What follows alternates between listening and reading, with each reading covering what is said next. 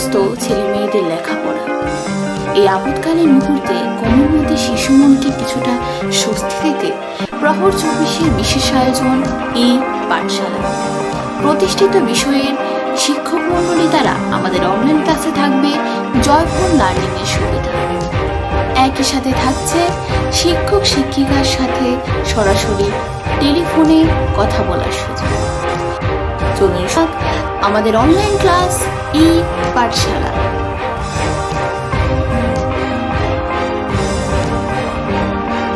Corona মহামারীতে বিপর্যস্ত গোটা জনজীবন, বন্ধ স্কুল কলেজ, ক্ষতিগ্রস্ত ছেলে মেয়েদের লেখাপড়া।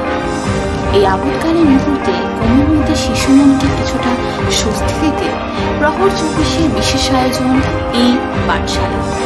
প্রতিষ্ঠিত বিষয়ের শিক্ষক মণ্ডলী দ্বারা আমাদের অনলাইন ক্লাসে থাকবে জয়ফুল লার্নিং এর সুবিধা। একই সাথে থাকছে শিক্ষক শিক্ষিকার সাথে সরাসরি টেলিফোনে কথা বলার সুযোগ।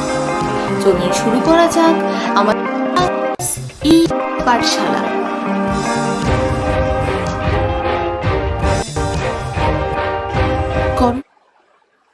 নমস্কার। আজকে আমি দশম শ্রেণীর বাংলা ক্লাস পড়াতে এসেছি। আমার নাম রামকৃষ্ণ চক্রবর্তী, সারাসীমা উচ্চতর মাধ্যমিক বিদ্যালয়, আমার স্কুল। প্রথমেই যে কথাটা আমি বলবো সেটা হচ্ছে, এই সাম্প্রতিক পরিস্থিতি একটা ভয়াবহ পরিস্থিতির মধ্য দিয়ে আমরা যাচ্ছি। যে কথাটা আমি সব ক্ষেত্রেই বলি, এটা আজও বলবো, যে প্রযুক্তি যতই উন্নত হোক, যতই ডিজিটালাইজেশন আসুক, শিক্ষকের এই যে পারস্পরিক শিক্ষাদান, এই যে মুখোমুখি শিক্ষাদান, তার বিকল্প কোনোদিন হবে না। এবং এই জায়গাটা মারাত্মকভাবে বিপর্যস্ত হয়েছে, ক্ষতিগ্রস্ত হয়েছে। তাকে অনেকটা পুষিয়ে নেবার প্রয়াস হিসেবে এই অনলাইন ক্লাস, এবং তারই অঙ্গ হিসেবে আমি তোমাদের সামনে বাংলা সাবজেক্টের একটি বিষয় নিয়ে এখানে উপস্থিত হয়েছি। আমি যে সাবজেক্টটা পড়াবো এখন, সেটা হচ্ছে তোমাদের পাঠ্যসূচির প্রথম যে কবিতাটা রয়েছে সেটা হচ্ছে অন্নপূর্ণা ও ঈশ্বরী পাটনি। কবির নাম ভারতচন্দ্র রায় গুণাকর। আমি বোর্ডের মধ্যে কবিতাটার নাম এবং কবির নাম লিখে দিচ্ছি।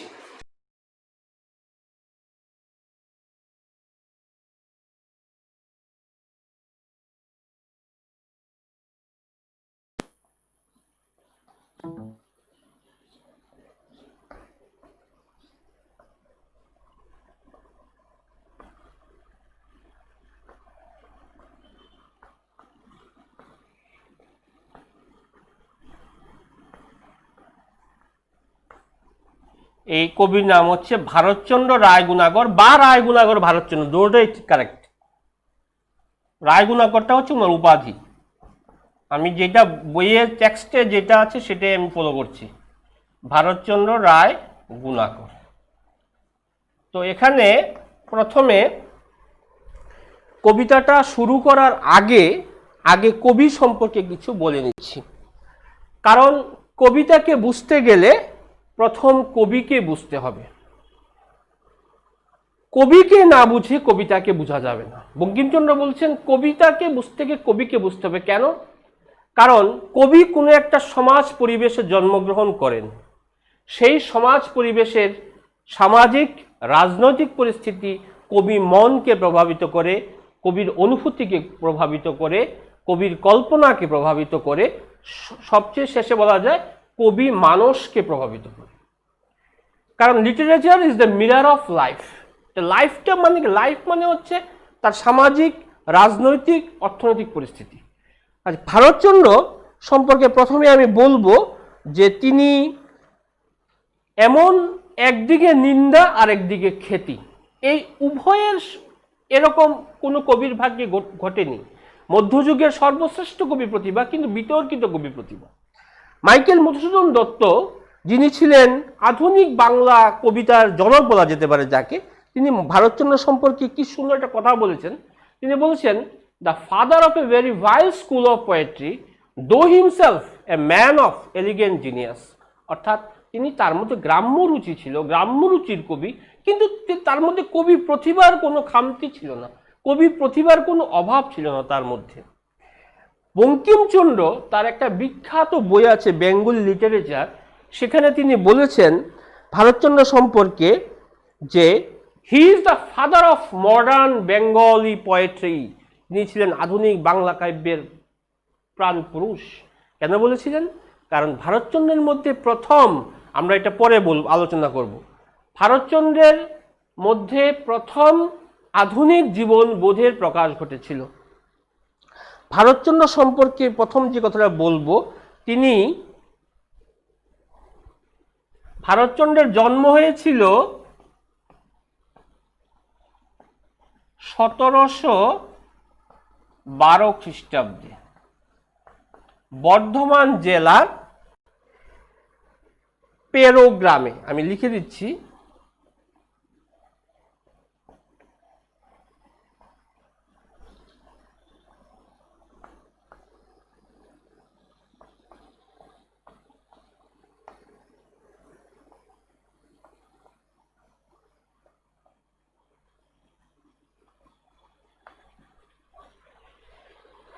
ভারতচন্দ্রের পিতা তিনি খুব জমিদার ছিলেন, কিন্তু হঠাৎ করে বিভিন্ন বিবাদের কারণে তাকে সর্বশান্ত হন।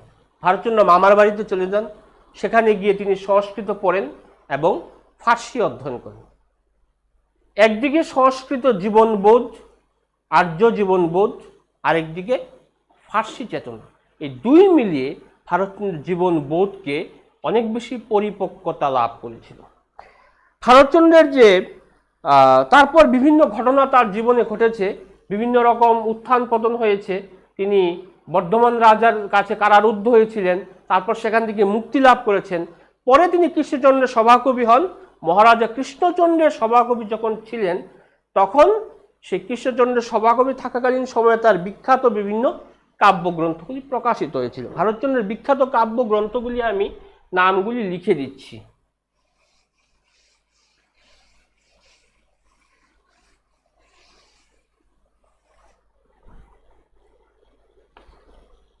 প্রথম হচ্ছে অন্নদামঙ্গল,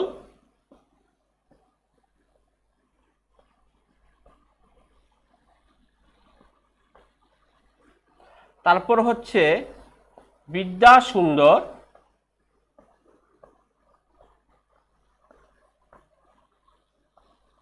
সত্যবীরের কাহিনী, সত্যপীরের প্রথম দুটা রয়েছে। একটা হচ্ছে প্রথম যিনি যে লিখেছিলেন সেটা হচ্ছে সত্যপীরের পাঁচালী। প্রথম যেটা লিখেছেন সেটা হচ্ছে সত্যপীরের পাঁচালী, এটার কথা আমি লিখছি না। পরে যে কাব্যগ্রন্থটা লিখেছেন সত্যপীরের কথা।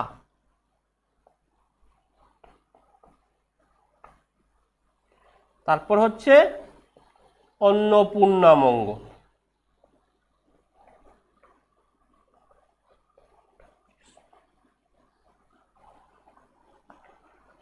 এই হচ্ছে ভারতচন্দ্রের মূলত কাব্যগ্রন্থগুলি। অন্নদামঙ্গল, বিদ্যাসুন্দর, সত্যবীরের কথা, অন্নপূর্ণামঙ্গল, এই যে কাব্যগ্রন্থগুলি, তার মধ্যে অন্নদামঙ্গল এই অংশটা থেকে তোমাদের এইটা নেওয়া হয়েছে, অর্থাৎ এই অন্নপূর্ণা ও ঈশ্বরীপাঠিনী যে অংশটা, এটা অন্নদামঙ্গল থেকে নেওয়া হয়েছে।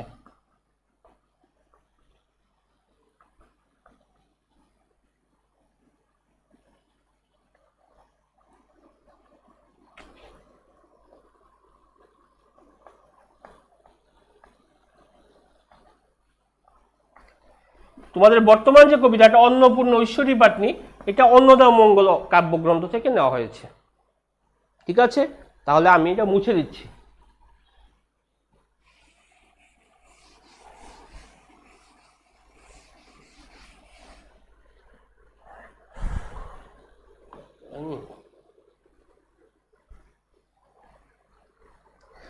প্রথমতে যে ভারতচন্দ্র যে সময়ে আবির্ভূত হয়েছিলেন, অষ্টাদশ শতাব্দীর শেষ দিক এবং ঊনবিংশ শতাব্দীর মাঝামাঝি সময়ে, এই সময়টাকে বলে যুগ সন্ধিক্ষণ, অর্থাৎ একটা যুগের শেষ আর একটা যুগের শুরু।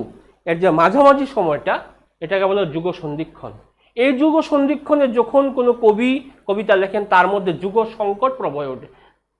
পূর্ববর্তী যুগের প্রভাব থাকে, আবার পরবর্তী যুগের প্রভাবটা তার মধ্যে থাকে। এই দুইয়ের মধ্যে একটা সংঘাত তৈরি হয়। সেই সময় ভারতচন্দ্র যখন আবির্ভূত হয়েছিলেন, একদিকে তার মধ্যে মধ্যযুগের দৈব বিশ্বাসের তাৎপর্যপূর্ণ অবশেষ ছিল, অন্যদিকে তার মধ্যে আধুনিক যুগের জীবনবোধের প্রকাশ ঘটেছিল। এই দুইয়ের সংমিশ্রণ ঘটেছিল। সেই সময় মুঘল যে যুগ, অর্থাৎ কেন্দ্রের মধ্যে মুঘল শক্তি ছিল, তা প্রায় অস্তায়মান। বাংলায় নবাবী শাসন, সে মুর্শিদ কুলিকার পর সেরকম কোনো শাসক আসেননি যিনি বৃহত্তর শান্তি শৃঙ্খলা তৈরি করতে পারবেন। তিনি আলীবর্দী খাঁ ছিলেন, তিনি সে অনেকটাই শান্তি শৃঙ্খলা বজায় রেখেছেন, কিন্তু সেই অর্থে নয়। ফলে একদিকে বিলাসিতা, অশ্লীলতা সমাজের মধ্যে সাংঘাতিকভাবে ব্যাপকভাবে ছড়িয়ে পড়েছিল।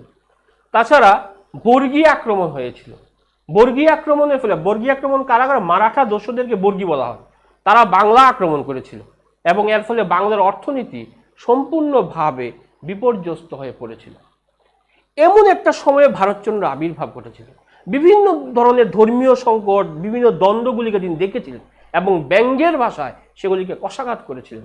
আমরা দেখতে পাই অন্নদামঙ্গল কাব্যে শিবের যে চরিত্র রয়েছে, সেই শিব চরিত্র অত্যন্ত হাসির খোরাকে পরিণত করেছেন। কেন? আসলে ওই ব্যঙ্গের ভাষায় তিনি আসলে পৌরাণিক চরিত্রটাকে অঙ্কন করেছেন, সেই সময়ের ধার্মিক যে ব্যভিচারিতা বা তার যে অবনমন, সেটাকে বোঝানোর জন্য। তা আমি এখন কবিতাটার মধ্যে প্রবেশ করছি। অন্নপূর্ণা ঐশ্বরী পাটনি, এটার মূল প্রেক্ষাপট সম্পর্কে আলোচনা করতে গেলে প্রথম যে জিনিসটা আমি বলবো সেটা হচ্ছে অন্নপূর্ণা মানে কি? দেবী অন্নপূর্ণা, যিনি অন্ন দান করেন। অর্থাৎ আমাদের পুরাণের মধ্যে অন্নপূর্ণা দেবীর কথা রয়েছে। সেই অন্নপূর্ণা এক হাত দিয়ে তিনি অন্ন দান করছেন শিবকে, আর এক হাতের মধ্যে পিতলের যে স্বর্ণের কলসি রয়েছে, যেখানে অন্ন রয়েছে, দ্বিভুজ, সেই দেবী অন্নপূর্ণা। অন্নপূর্ণা তিনি তার যে শিষ্য হরিহরের গৃহে ছিলেন। হরিহর হচ্ছেন অন্নপূর্ণার একজন শিষ্য, কিন্তু হঠাৎ করে হরিহর শেষ বয়সে তিনি একটি বিয়ে করেছিলেন। সেই সতীনের কোলাহলের কারণে তার মধ্যে পারিবারিক একটা কলহ তৈরি হয়েছিল। সেই অন্নপূর্ণা দেবী হরিহরের গৃহ ত্যাগ করে ভবানন্দ মজুমদারের গৃহে যাত্রা করছিলেন। সেই ভবানন্দ মজুমদারের গৃহে যাওয়ার সময় নৌকা দিয়ে যেতে হবে। তো নৌকা তো মাঝি নৌকা, এক নদীর এক পার থেকে আরেক পারে মাঝি নৌকা নিয়ে যাবে, এরকমই এক নৌ চালকের সঙ্গে তার দেখা হয়েছিল। সেই নৌ চালকের নাম হচ্ছে ঈশ্বরী।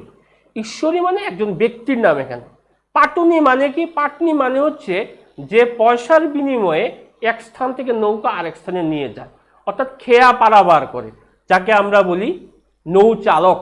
তার জীবিকা হচ্ছে নৌ চালনা, এটা বলে পাটনি। তাহলে ঈশ্বরী হচ্ছে ওই ব্যক্তির নাম, পাটনি হচ্ছে যেহেতু তিনি নৌ চালক, এই জন্য তাকে পাটনি বলা হয়েছে। অন্নপূর্ণার সঙ্গে ঈশ্বরী পাটনির এই কথোপকথন, এটাই হচ্ছে মূলত কবিতার বিষয়। পুরো কথোপকথন তিনি কিন্তু এখানে দ্ব্যর্থক, মানে একটা কথা বলেছেন, তার বাইরে একটা অর্থ, ভিতরে আরেকটা অর্থ, এইভাবে পুরো কবিতাটা লেখা হয়েছে। এটা দিয়ে তোমরা ভারতচন্দ্রের কবি প্রতিভাটাকে সহজেই অনুমান করতে পারো। এবং সেখানে যে অলঙ্কারটা প্রয়োগ করা হয়েছে সেটা হচ্ছে ব্যাজস্তুতি অলঙ্কার। ব্যাজস্তুতি অলঙ্কারের সাহায্যে তিনি এই পুরো কবিতাটা, ব্যাজস্তুতি মানে হচ্ছে নিন্দা ছলে প্রশংসা, অর্থাৎ কাউকে আমি আসলে নিন্দা করছি, কিন্তু আসলে আমি নিন্দা করছি না, আমি তাকে প্রশংসা করছি। এটাকে বলে ব্যাজস্তুতি অলঙ্কার। এই ব্যাজস্তুতি অলঙ্কারের সাহায্যে পুরো কবিতাটা এখানে বর্ণনা করা হয়েছে। যেমন আমি কবিতাটা পড়ছি, তোমরা দেখো। অন্নপূর্ণা উত্তরিলা গাঙ্গিনীর তীরে। অন্নপূর্ণা, গাঙ্গিনী মানে গঙ্গা নদীর তীরে, গাং থেকে এসেছে গাঙ্গিনী শব্দটা, গঙ্গা থেকে গাং, সেখান থেকে গাঙ্গিনী। তো গাঙ্গিনীর তীরে দেবী অন্নপূর্ণা ঈশ্বরী পাটনির কাছে এসেছেন, বলছেন পার করো বলিয়া ডাকিল পাটুনির, অর্থাৎ পাটুনিকে ডাক দিয়েছেন যে এই পাটুনি তুমি আমাকে নদীর এই পার থেকে ওই পারে নিয়ে যাও, এই স্থান থেকে ওই স্থানে নিয়ে যাও। সেই ঘাটে খেয়া দে ঈশ্বরী পাটনি তরায় আনিল নৌকা বামাশ্বর শুনি, অর্থাৎ যে ঘাটে দেবী অন্নপূর্ণা গিয়েছেন সেই ঘাটে ঈশ্বরী পাটনি খেয়া দেয়, মানে খেয়া পারাপার করে। খেয়া মানে ছোট নৌকাকে খেয়া বলা হয়, এক স্থান থেকে আরেক স্থানে নিয়ে যায়। তরায় মানে খুব তাড়াতাড়ি, সেখানে নৌকা ঈশ্বরী পাটনি নিয়ে আসলো। কি শুনে নিয়ে আসলো? বামাশ্বর শুনে, মানে বামাশ্বর শব্দের অর্থ হচ্ছে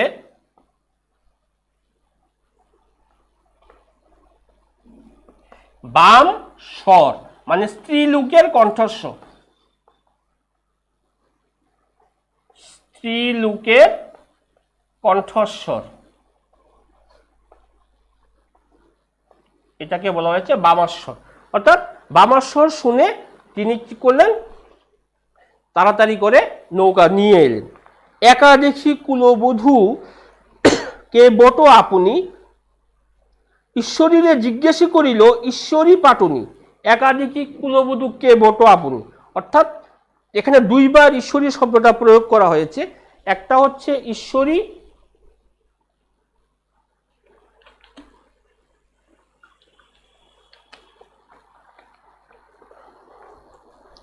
ঈশ্বরী মানে ঈশ্বরী পাটনি, ঈশ্বরীরে জিজ্ঞাসিল, ঈশ্বরী পাটনিকে জিজ্ঞাসা, ঈশ্বরী দেবী অন্নপূর্ণা কে জিজ্ঞেস করলো? কে জিজ্ঞেস করলো? ঈশ্বরী পাটনি। কেন কি জিজ্ঞেস করলো? একাদশী কুলবধূ কে বট আপনি, অর্থাৎ তার মনের মধ্যে একটা ভয় সঞ্চারিত হয়েছে। আরে হঠাৎ করে এই রাত্রেবেলা এখানে কুলবধূ এসে উপস্থিত, কে এটা? এই জন্য বলছে, কুলবধূকে বলছে একাদশী কুলবধূ কে বট আপনি, মানে আপনি বলুন আপনি কে।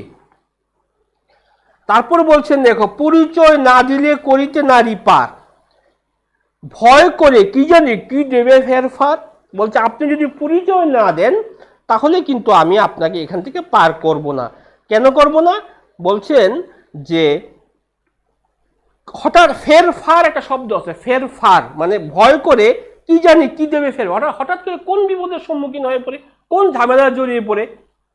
এটা একটা দেশি শব্দ বলা যেতে পারে, এই শব্দটা ব্যবহার করা হয়েছে যে হঠাৎ করে কি জানি কি সমস্যায় পড়ি। ঈশ্বরীরে পরিচয় করেন ঈশ্বরী। এইবার দেবী অন্নপূর্ণা যিনি কুলবধূ রূপে এসেছেন তিনি নিজের পরিচয় দিচ্ছেন।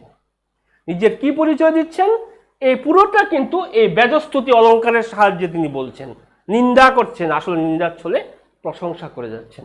বল দেখো, ঈশ্বরীরে পরিচয় করেন ঈশ্বরী, ঈশ্বরী শব্দটা দুইবার ব্যবহার করা হয়েছে, অর্থাৎ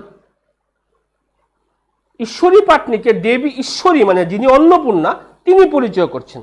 বুঝো ঈশ্বরী আমি পরিচয় করি, এই ঈশ্বরী পাটনি শুনো আমি পরিচয় দিচ্ছি। এরপরে কি বলছে দেখো, বিশেষণে সবিশেষ কইবারে পারি। বিশেষণ মানে কতগুলি অ্যাডজেক্টিভ গুণ, এই বিশেষণে প্রয়োগ করে আমি আসলে কতগুলি সবিশেষ মানে বিশেষণ প্রয়োগ করে আমি সবিশেষ যে বিশেষ বিষয়টা আমি বিশেষভাবে বলছি। জানো স্বামীর নাম নাহি ধরে নারী, অর্থাৎ প্রাচীনকালে যে নারীরা ছিল, আমাদের একটা প্রথা ছিল যে নারীরা স্বামীর নাম মুখে উচ্চারণ করতো না। এটা নিয়ে অনেক রসিকতাও সেই সময় ছিল, এই মুহূর্তে আমি এগুলি বলবো না। এই স্বামীর নাম স্ত্রীরা মুখে উচ্চারণ করতো না। তো দেবী অন্নপূর্ণা তার স্বামী হচ্ছে মহাদেব শিব, এবার তিনি কি করছেন, তিনি তার নাম তো সরাসরি বলতে পারেন না, এবার তিনি ওই বিশেষণ প্রয়োগ করে তার যে পরিবার এবং তার স্বামীর কথা বলছেন। বলছেন দেখো, প্রত্যেকটা ডাবল মিনিং আছে। গোত্রের প্রধান পিতা মুখবংশজাত, পরম কুলীন স্বামী বন্ধ বংশখ্যাত। এটার একটা অর্থ কি?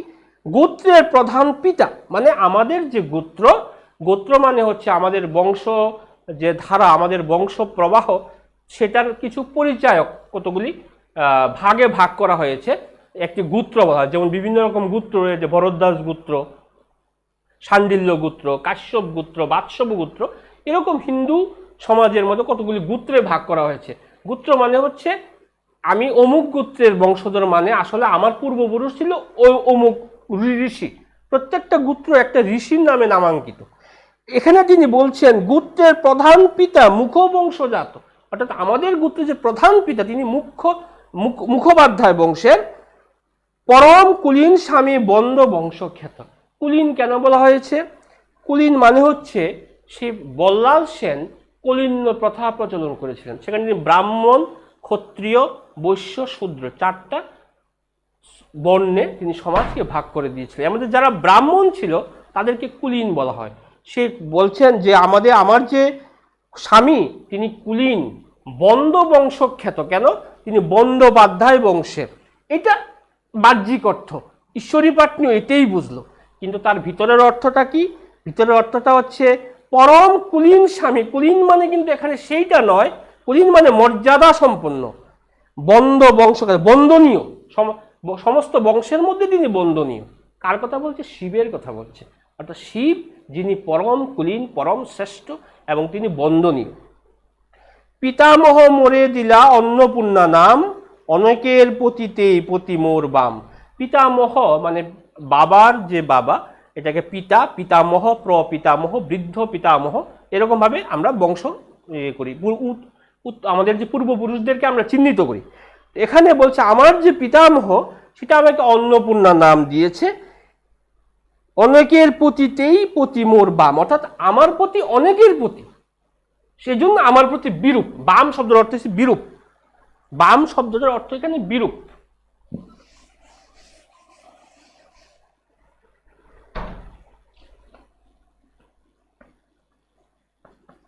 বাহ্যিক অর্থ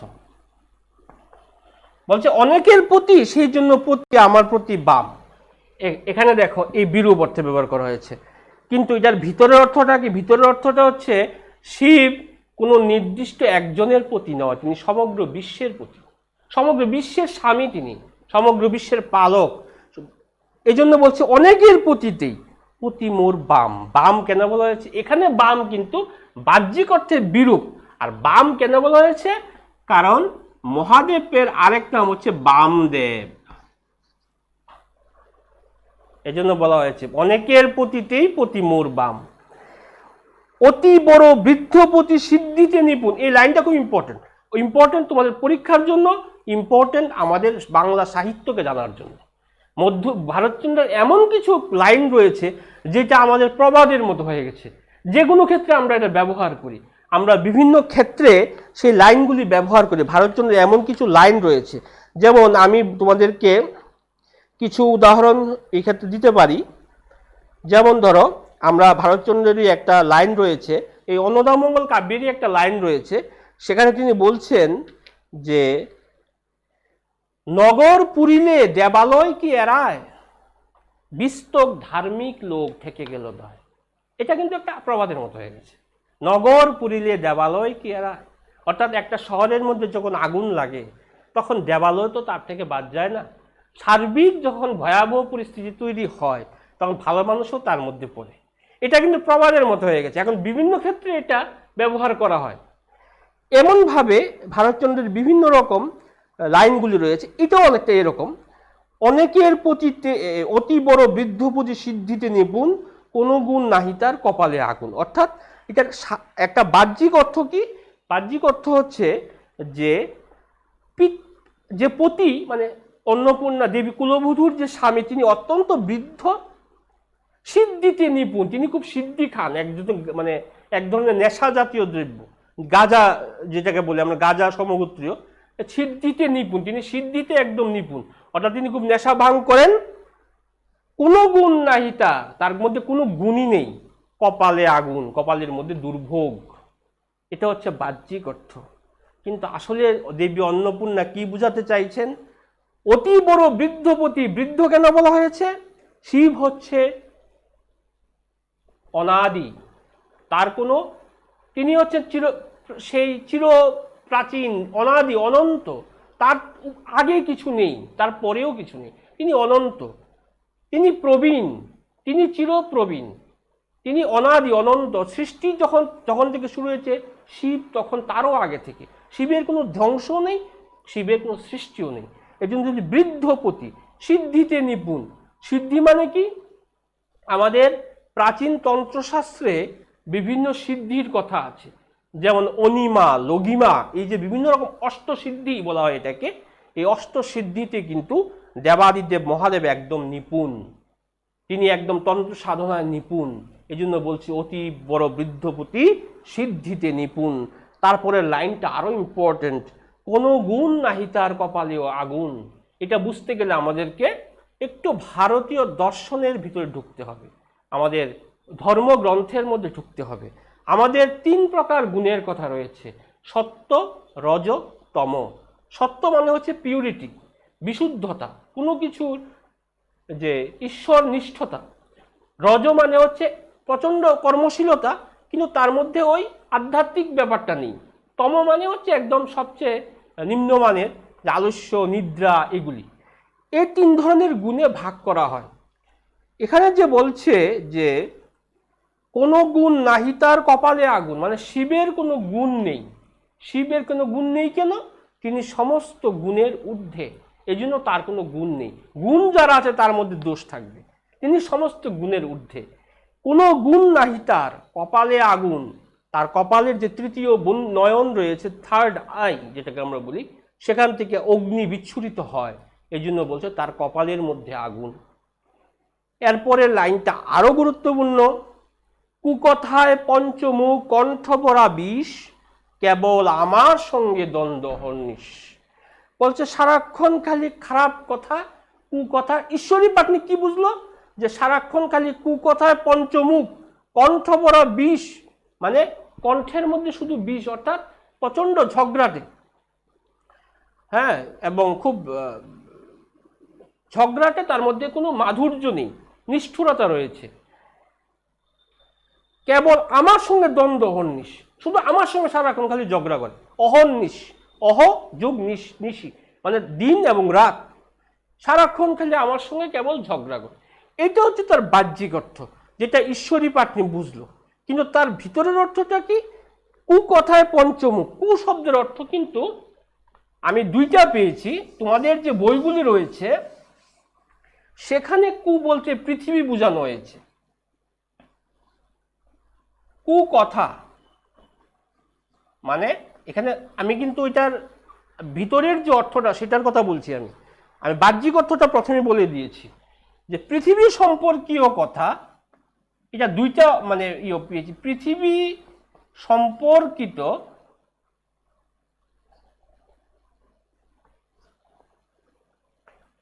কথা। আবার আরেকটা জায়গায় পেয়েছি বেদ বাক্য, একই কথা, বেদ বাক্য, দুটাতেই চলবে। মানে এই যে কুকথায় পঞ্চমুখ মানে পৃথিবী সম্পর্কিত কথা বা বেদ বাক্য, এ সমস্ত কিছুতে তিনি কিন্তু পঞ্চমুখ। অর্থাৎ আমরা জানি শিব সৃষ্টির ব্যাখ্যা, যদি আমি পৌরাণিকভাবে ব্যাখ্যা করে যাই, ভারতীয় হিন্দু দর্শনের প্রেক্ষিতে আমি কিন্তু এখানে শিবের প্রসঙ্গ আসবে। এই জন্য তিনি বলছেন কুকথায় পঞ্চমুখ, অর্থাৎ তিনি পৃথিবী সম্পর্কিত কথা, বেদ বাক্যে, এই সমস্ত কথা তিনি পঞ্চমুখ। পঞ্চমুখ কেন বলা হয়েছে? আমরা নর্মালি পঞ্চমুখ শব্দটা ব্যবহার করি কেন? যেমন তিনি তার প্রশংসায় পঞ্চমুখ, অর্থাৎ মানে তার প্রশংসা তিনি একদম উজ্জীবিত, উচ্ছ্বলিত। কিন্তু পঞ্চমুখ বলতে এখানে শিবের কিন্তু আরে পঞ্চানন, শিবকে কিন্তু পঞ্চানন বলা হয়। তো পঞ্চানন আর পঞ্চমুখ 2টা কিন্তু রিলেটেড, সেই অর্থেও পঞ্চমুখ শব্দটা ব্যবহার করা হয়েছে। কণ্ঠ ভরা বিষ, আমরা জানি সমুদ্র মন্থন যখন হয়েছিল, তখন দানব এবং সেই দৈত্যদের মধ্যে টানাটানি হয়েছিল, সমুদ্র ভাগ হয়েছিল, সেখানে বিষের যে পাত্রটা উঠেছিল সেটা শিব খেয়েছিলেন আর অমৃতটা দিয়ে দিয়েছেন। এই জন্য তাকে বলা হয় নীলকণ্ঠ, অর্থাৎ তার গলার মধ্যে বিষাক্ত হয়ে গিয়েছিল, কণ্ঠটা নীল হয়ে গিয়েছিল, নীলকণ্ঠ বলা হয়। এই জন্য বলছে কণ্ঠ ভরা বিষ। তাহলে দেখো, একদিকে ঈশ্বরী পাটনি বুঝছে একটা, আবার তিনি আসলে আরেকটা কিছু বলতে চাইছেন এখানে। কেবল আমার সঙ্গে দ্বন্দ্ব অহর্নিশ, এই শব্দটার বাহ্যিক অর্থটা কি ছিল? যে কেবল শুধু আমার সঙ্গে শুধু ঝগড়া করে, সারাদিন দিন রাত্র আমার সঙ্গে ঝগড়া করে। কিন্তু আসলে এটার ভিতরের অর্থটা কি? শিব হচ্ছে পুরুষ আর পার্বতী হচ্ছে প্রকৃতি। পুরুষ এবং প্রকৃতির মধ্যে এই যে দ্বন্দ্ব, এটার ফলে বিশ্ব জগৎ সৃষ্টি হয়েছে। দ্বন্দ্ব মানে প্রথম মিলন, আবার বিরহ, আবার মিলন, আবার বিরহ, এই যে কন্টিনিউয়াস প্রসেস, এটা হচ্ছে দ্বন্দ্ব।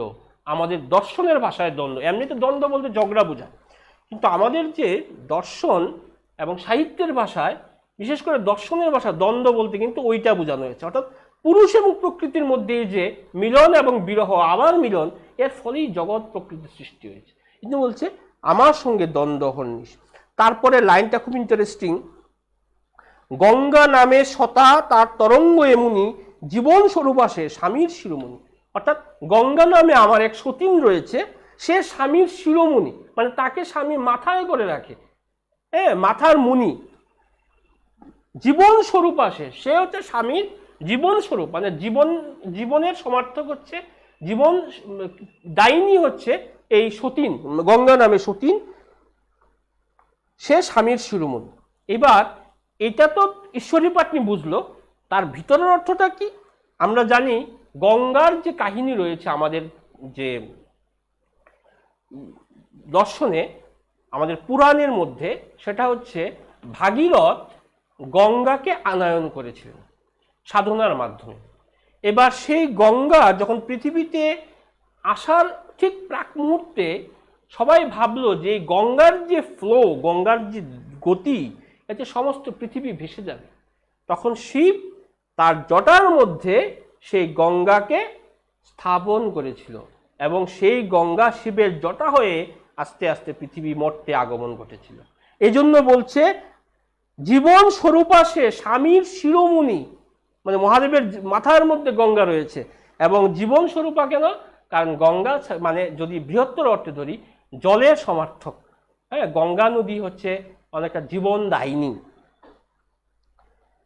ভূত নাচাইয়া পতি ঘরে ফেরে, ঘরে ঘরে নামরে পাষাণ বাপ দিলা হেন বলে। আপাত দৃষ্টিতে মানে হচ্ছে ভূত প্রেত নাচিয়ে বেড়ায় শিব, হ্যাঁ, এবং সে ঘরে ঘরে ফেরে ভূত প্রেত নাচিয়ে, নামরে পাষাণ বাপ, পাষাণ মানে নিষ্ঠুর বাপ, মারাও যায় না, এবং এই ধরনের একটা বরের কাছে আমাকে বিয়ে দিলে। কিন্তু তার ভিতরের অর্থটা যদি আমি দেখি, যেটা ঈশ্বরী পাটনি বুঝতে পারিনি, সেটা হচ্ছে শিবকেও বলা হয় ভূতনাথ, অর্থাৎ তিনি সেই শ্মশানচারী, শ্মশানবাসী, এবং ভূত প্রায় হচ্ছে তার নিত্যসঙ্গী, সেটা নাচিয়ে ফেরেন। এবং পাষাণ বাপ কেন বলা হয়েছে? কারণ পাষাণ মানে নির্দয় না, পাষাণ মানে এখানে অন্নপূর্ণার যে পিতা তিনি হচ্ছে হিমালয়, হিমালয় হচ্ছেন আমরা জানি পাহাড়। তো এই জন্য বলছে নামরে পাষাণ বাপ দিলা হেন বরে, অভিমানেতে সমুদ্রেতে ঝাঁপ দিলা ভাই, যে মোরে আপনা ভাবে তার ঘরে যাই। এখানে এখানে যে আপাত দৃষ্টিতে যেটা বোঝানো হয়েছে, যে এই অন্নপূর্ণার এই যে কষ্ট, সেটা সহ্য করতে না পেরে অন্নপূর্ণার ভাই অভিমানে সমুদ্রে ঝাঁপ দিল। এই দুঃখ সহ্য করতে না পেরে তার ভাই সমুদ্রে ঝাঁপ দিল। আসলে এটার একটা পিছনে একটা বিরাট কাহিনী রয়েছে, একটা প্রেক্ষাপট রয়েছে। সেটা কি? সেটা হচ্ছে অন্নপূর্ণার ভাই হচ্ছে মানে পার্বতীর ভাই, হিমালয়ের ছেলে, তার নাম ছিল সৈকত, মৈনাক, মৈনাক, কিন্তু তার পাখা ছিল। সে পাহাড়ে পাথর ছিল, পাহাড় ছিল, কিন্তু তার মধ্যে পাখা ছিল। সে যেখানে যেত সেখানে জনপদ ধ্বংস হতো। এর জন্য কি করেছে, দেবতা একজন তার পাখাগুলিকে কেটে দিয়েছে। এই অভিমান সহ্য করতে না পেরে সে মৈনাক সমুদ্রের মধ্যে ঝাঁপ দিয়েছিল। এরপরে আরও কাহিনী আছে, এটা অনেক পৌরাণিক কাহিনী আছে, পরে মৈনাক আবার জন্মগ্রহণ করেছে, সেগুলির মধ্যে আমরা যাচ্ছি না। অবান্তর অপ্রাসঙ্গিক বিষয় আলোচনা করে আমরা মূল জায়গাটা থেকে সরে যাব। অভিমানে যে সমুদ্রে ঝাঁপ দিলা বাই, যে মোরে আপনা ভাবে তার ঘরে যাই। পাটনি বলিছে আমি বুঝিনু সকল, যেখানে কুলীন জাতি সেখানে কুণ্ডল। পাটনি তো তার মতো করে বুঝেছে, সে ভাবছে আরে যেখানে কুলীন জাতি সেখানেই সমস্যা, সেখানেই কুণ্ডল। আমি সব বুঝতে পেরেছি। এই কুলীন জাতি মানে যারা সেই কুলীন ব্রাহ্মণের কথা বলা হয়েছে এখানে, সে কুলীন ব্রাহ্মণ, সেই খুব বিয়ের পরে বিভিন্ন রকম সমস্যা তৈরি হয়, যে যেখানে কুলীন জাতি সেখানেই ঝগড়া, শীঘ্র আসি নায়ে চড়ো দিবা দিবা কিবা বল, অর্থাৎ তুমি তাড়াতাড়ি আমার নৌকার মধ্যে আসো এবং তুমি কি দেবে তুমি সেটা বলো, তুমি আমাকে কি উপহার দেবে তুমি সেটা বলো।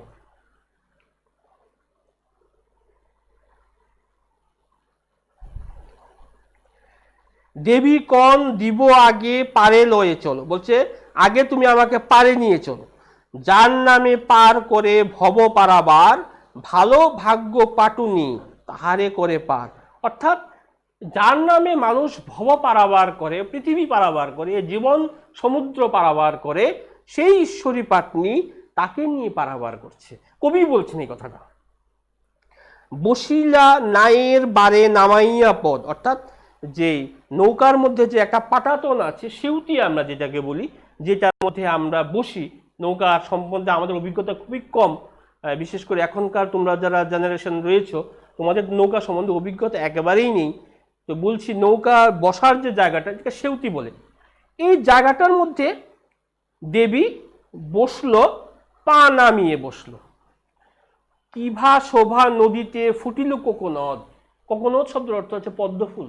কবি বলছেন দেবী যে পা আলতা রাঙা পা নামিয়ে বসলো, মনে হচ্ছে যেন পদ্ম ফুল ফুটেছে, নৌকার মধ্যে যেন মনে হয় পদ্ম ফুল ফুটেছে, নদীর মধ্যে যেমন পদ্ম ফুল ফুটেছে।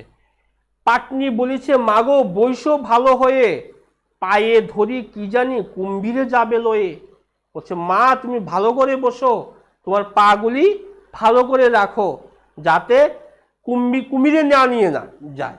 জলের মধ্যে নদীর মধ্যে কুমির থাকে, বিশেষ করে একটু বড় নদী যেগুলি, গঙ্গা নদী, সেই নদীর মধ্যে যে কুমির, সেটা যাতে তোমার পায়াটাকে নিয়ে না যায়, তুমি একটু ভালো করে বসো।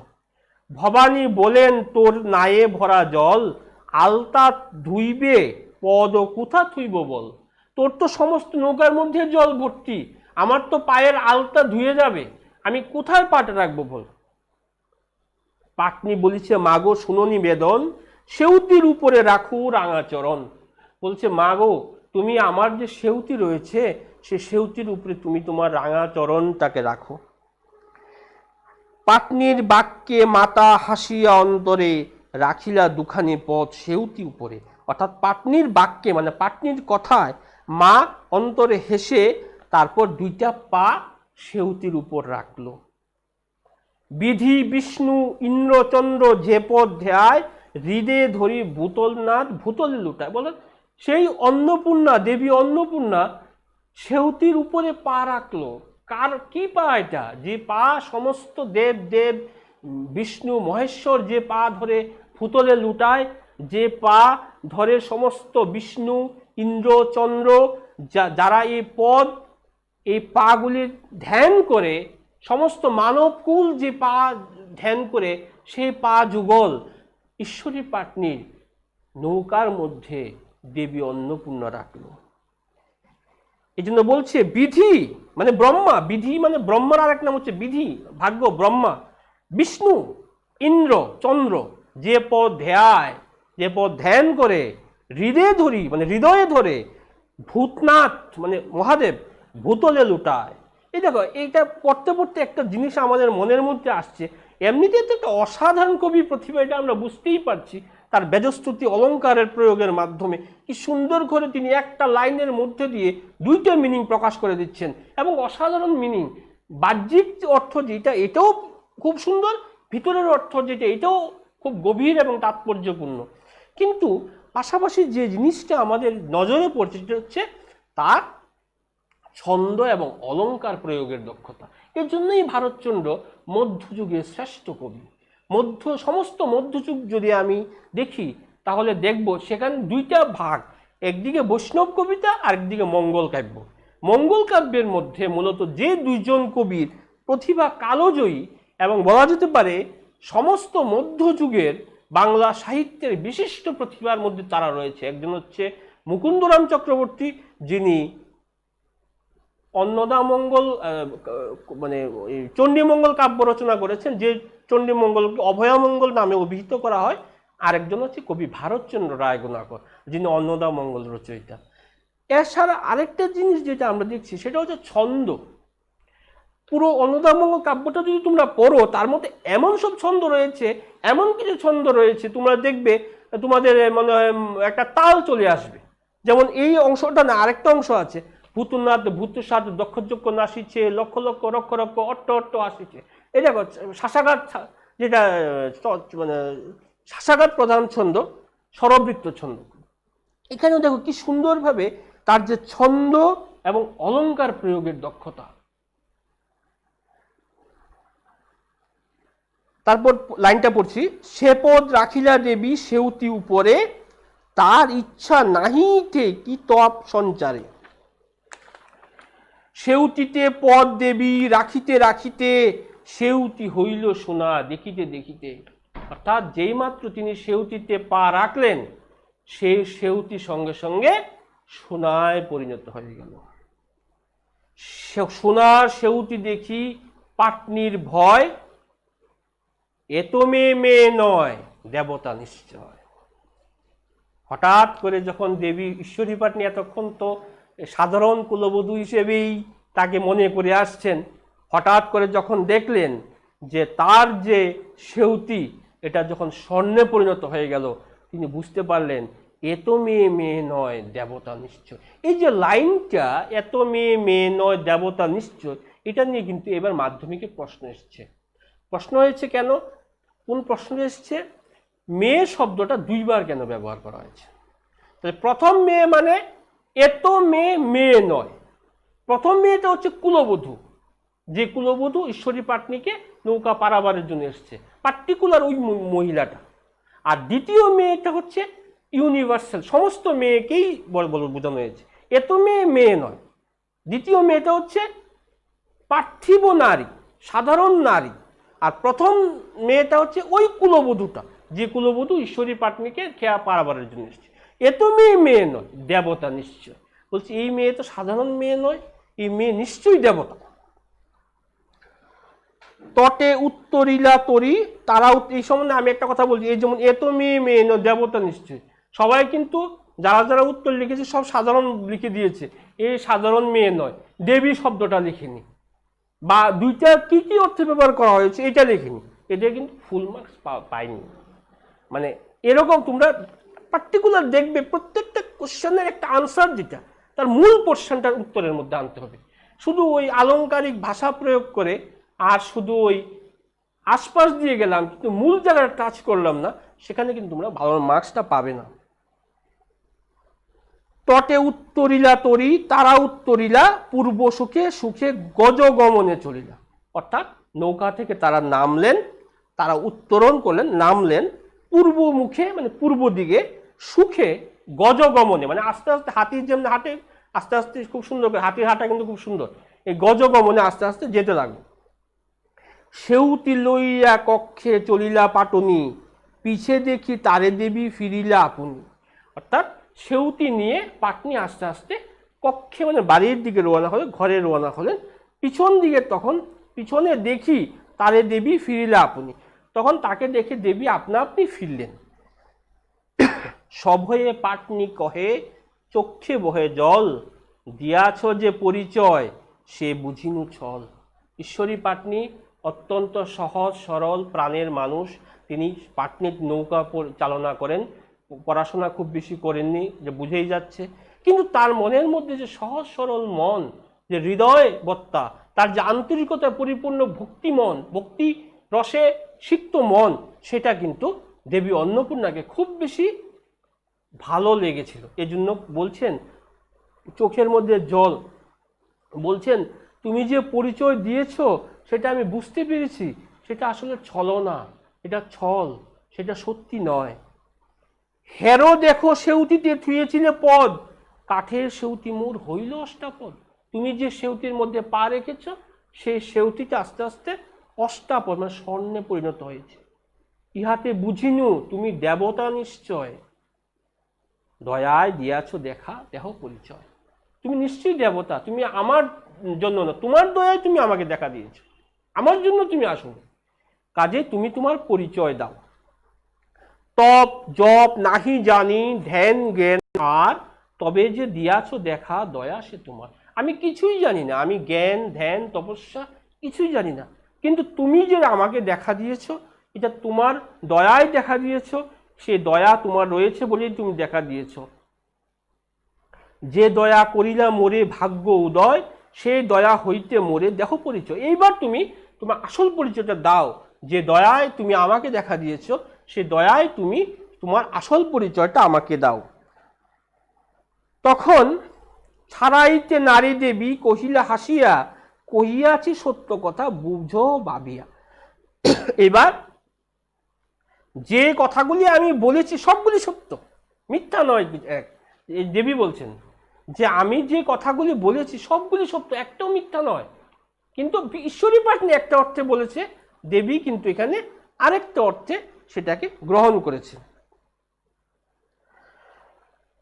এরপরে বলছে দেখো, আমি দেবী অন্নপূর্ণা প্রকাশ কাশীতে, চৈত্র মাসে মোর পূজা শুক্ল অষ্টমীতে।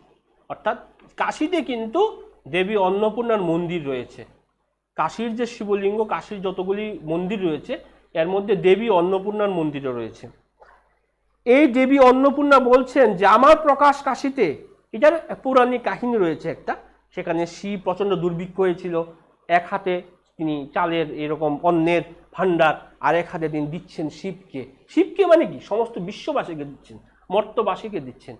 এই আমাদের পেটের মধ্যে যে ক্ষুধার যন্ত্রণা, ক্ষুধার যে হাহাকার, সেই ক্ষুধার হাহাকারের মধ্যে যে অমৃত ধারা ভিতরে গিয়ে আমাদের ক্ষুধার অনলকে ধ্বংস করে দেয়, সেটা তো দেবী অন্নপূর্ণার ভাণ্ডার থেকেই আসছে। এজন্য বলছেন আমি দেবী অন্নপূর্ণা প্রকাশ কাশীতে, চৈত্র মাসে মোর পূজা শুক্ল অষ্টমীতে। এতদিনে ছিল হরিহরের নিবাসে, ছাড়িলাম তার বাড়ি কুণ্ডলের ত্রাসে। এই কথাটা আমি প্রথমেই বলেছি যে হরিহর নামে একজন ভক্ত রয়েছে, দেবী অন্নপূর্ণার উপাসক এবং ভক্ত। কিন্তু হরিহর খুব ভালো ভক্ত, কিন্তু হরিহর একটা ভুল করেছে, সেটা হচ্ছে শেষ বয়সে তিনি একটা কম বয়সের মেয়ে মানে সতীন ঘরে নিয়ে এসেছিলেন।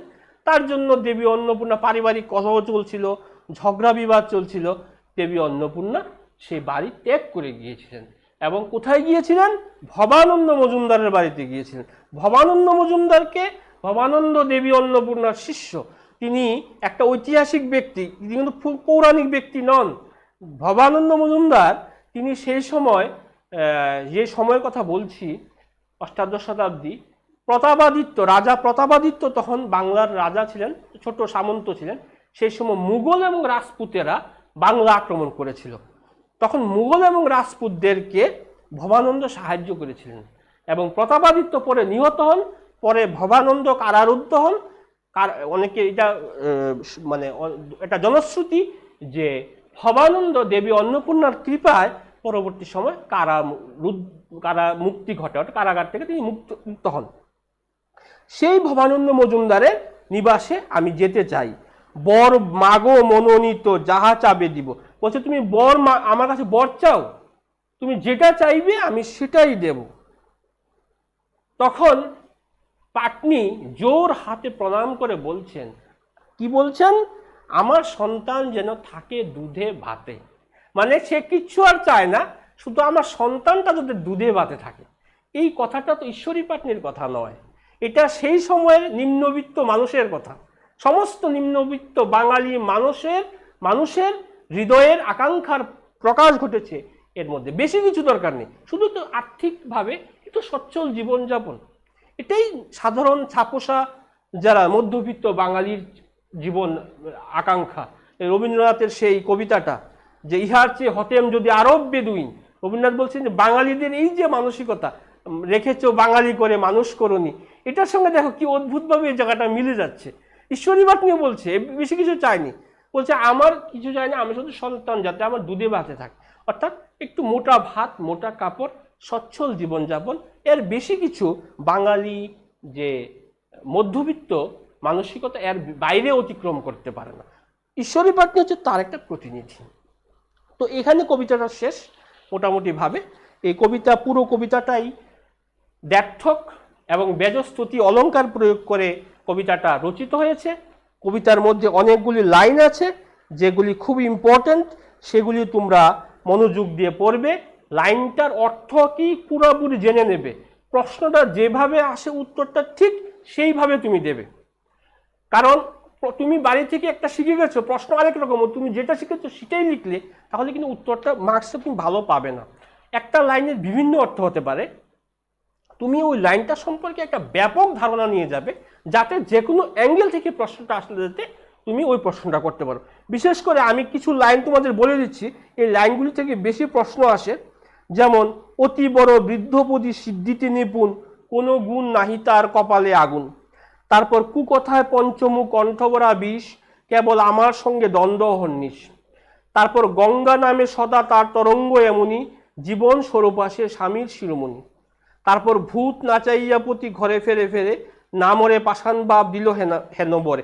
এই লাইনগুলি খুব ইম্পর্টেন্ট। আর একদম কবিতার লাস্ট যে পোর্শনটা রয়েছে, সেখান থেকে কিছু প্রশ্ন আছে। কি প্রশ্ন আসে? যে ঈশ্বরী পাটনি কিভাবে বুঝলেন যে সেটা এত মেয়ে মেয়ে নয় দেবতা নিশ্চয়, ঘটনাটা বিবরণ দাও। তখন তোমরা ঘটনাটার বিবরণ দিয়ে দেবে। যদি বলি এত মেয়ে মেয়ে নয় দেবতা নিশ্চয় কেন বলা হয়েছে, তখন যে ব্যাখ্যা করে লিখবে। প্রথম মেয়ে হচ্ছে অন্নপূর্ণা, দ্বিতীয় মেয়ে হচ্ছে সাধারণ পার্থিব নারী।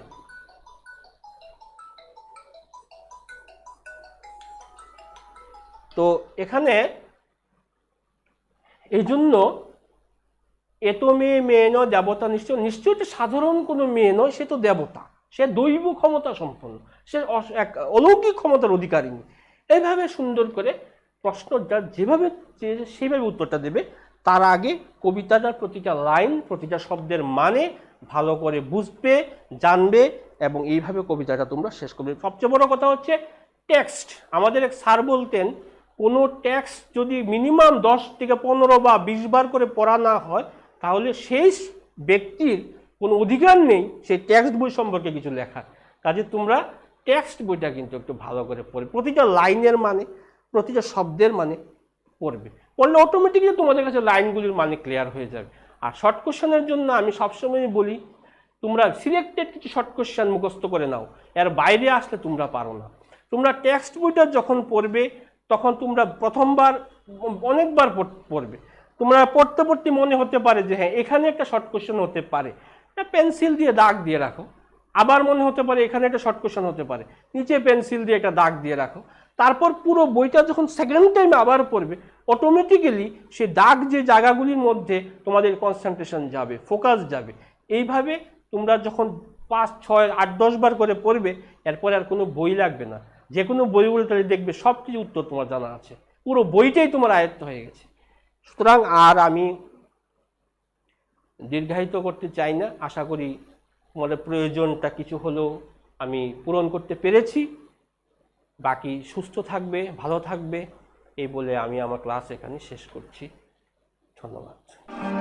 করোনা মহামারীতে বিপর্যস্ত গোটা জনজীবন, বন্ধ স্কুল কলেজ, ক্ষতিগ্রস্ত ছেলে মেয়েদের লেখাপড়া। এই আপৎকালীন মুহূর্তে কোমলমতি শিশু মনকে কিছুটা স্বস্তি দিতে প্রহর 24-এর বিশেষ আয়োজন এই পাঠশালা।